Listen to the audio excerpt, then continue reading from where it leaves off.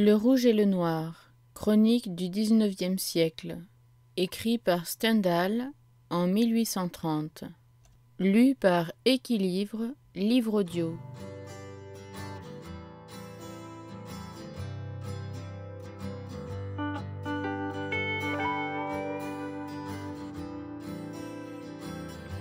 Livre premier. La vérité, l'âpre vérité, Danton.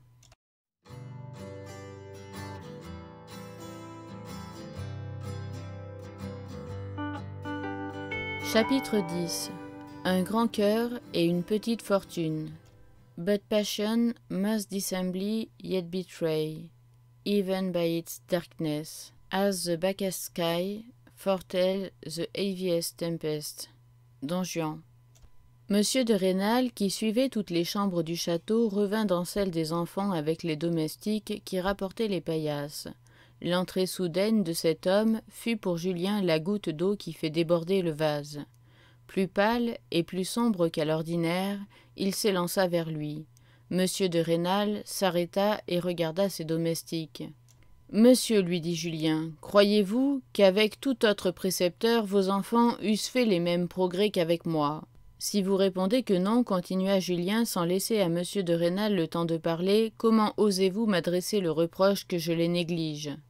Monsieur de Rênal, à peine remis de sa peur, conclut du ton étrange qu'il voyait prendre à ce petit paysan qu'il avait en poche quelques propositions avantageuses et qu'il allait le quitter, la colère de Julien s'augmentant à mesure qu'il parlait. « Je puis vivre sans vous, monsieur, ajouta-t-il. « Je suis vraiment fâché de vous voir si agité, répondit monsieur de Rênal en balbutiant un peu. Les domestiques étaient à 10 pas, occupés à arranger les lits. « Ce n'est pas ce qu'il me faut, monsieur, reprit Julien hors de lui. Songez à l'infamie des paroles que vous m'avez adressées, et devant des femmes encore. » Monsieur de Rênal ne comprenait que trop ce que demandait Julien, et un pénible combat déchirait son âme. Il arriva que Julien, effectivement fou de colère, s'écria « Je sais où aller, monsieur, en sortant de chez vous. » À ce mot, monsieur de Rênal vit Julien installé chez monsieur Valenod. « Eh bien, monsieur, lui dit-il enfin avec un soupir et de l'air dont il eût appelé le chirurgien pour l'opération la plus douloureuse, j'accède à votre demande. À compter d'après-demain, qui est le 1er du mois, je vous donne 50 francs par mois. » Julien eut envie de rire et resta stupéfait. Toute sa colère avait disparu. « Je ne méprisais pas assez l'animal, se dit-il. Voilà sans doute la plus grande excuse que puisse faire une âme aussi basse. » Les enfants qui écoutaient cette scène, bouche béante, coururent au jardin dire à leur mère que monsieur Julien était bien en colère, mais qu'il allait avoir 50 francs par mois. Julien les suivit par habitude, sans même regarder monsieur de Rênal, qu'il laissa profondément irrité. « Voilà 168 francs, se disait le maire, que me coûte monsieur Valenod. Il faut absolument que je lui dise 2 mots fermes sur son entreprise des fournitures pour les enfants trouvés. » Un instant après, Julien se retrouva vis-à-vis de monsieur de Rênal. « J'ai à parler de ma conscience à monsieur Chélan. J'ai l'honneur de vous prévenir que je serai absent quelques heures. »« Et mon cher Julien, dit monsieur de Rênal en riant de l'air le plus faux, toute la journée si vous voulez, toute celle de demain, mon bon ami. Prenez le cheval du jardinier pour aller à Verrières. »« Le voilà, se dit monsieur de Rênal, qui va rendre réponse à Valenod. Il ne m'a rien promis. Mais il faut laisser se refroidir cette tête de jeune homme. » Julien s'échappa rapidement et monta dans les grands bois par lesquels on peut aller de Vergy à Verrières. Il ne voulait point arriver si tôt chez monsieur Chélan. Loin de désirer s'astreindre à une nouvelle scène d'hypocrisie, il avait besoin d'y voir clair dans son âme et de donner audience à la foule de sentiments qui l'agitaient.